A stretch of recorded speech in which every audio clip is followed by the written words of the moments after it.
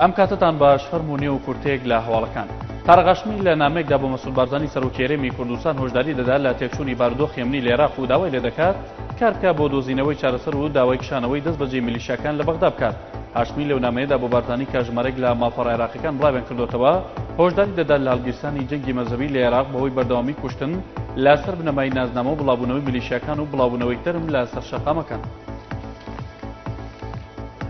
مراد خەرێلان سەرۆکی کۆنسەی سەرۆکاتی کۆمەڵجبەکیان کوردستان کەچەکە ڕایگەیان لە ڕۆژاوای کوردستان زیاتر لە 10,000 چەکدار هەیە و ئاماژەی بۆ وشکردن لە سووریا کورد لایەنی سێمینە نە لایەنگری هێزی بەرەڵسکار و نە ئەسەدن.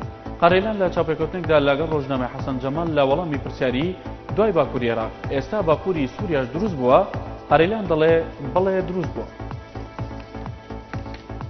هەردوو مەکتەبی سیاسی یەکێتی نیشتیمانی کوردستان و پارتی دیموکراتی کوردستان کۆبوونەوە باپەی زانیاریەکان یەناقتیش پارتی لە مەسەلەی دەستوردا ئامادەی نەرمینواندن بۆ و یەکێتی سوور بووە لەسەر گەڕانەوەی دەستور بۆ پەرلەمان بە سازانی نیشتیمانی. کۆبوونەوەکە بە سەرپەرشتی کۆسرەد ڕەسوڵ جێگری سکرتێری گشتی یەکێتی نیشتیمانی کوردستان و نێچیروان بارزانی جێگری سەرۆکی پارتی دیموکراتی کوردستان هەردوو مەکتەبی سیاسی یەکێتی و پارتی لە بارگەی مەکتەبی سیاسی یەکێتی لە شاری سێمانی کۆبوونەوە کە بەبێ ئەنجامدانی کۆنفرانسی ڕۆژنامەوانی کۆتاییە.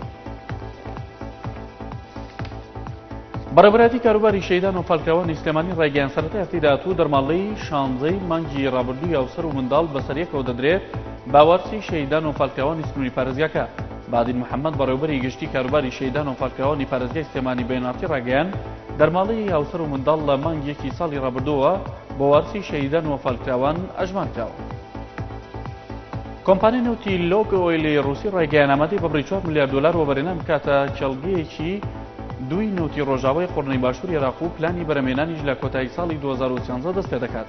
ئاژانسی هەواڵی ڕێیا نوێستی ڕووسی لە زاری ئەندرێی کۆڤایف جێگری سەرۆکی کۆمپانیای لوگ ئۆیلەوە بڵاوی کردەوە کۆمپانیەکان بڕی 4 ملیار دلار وەبەرهێنان دەکات لە کێڵگە نەوتیەکانی خۆراوای قوڕنەوە. بەرهەمهێنانیش لە سەرەتای ساڵی 2014 دەست پێ دەکات. کورتێک لە هەواڵەکانتان پێشکەش کرا شاد و کامەران بن.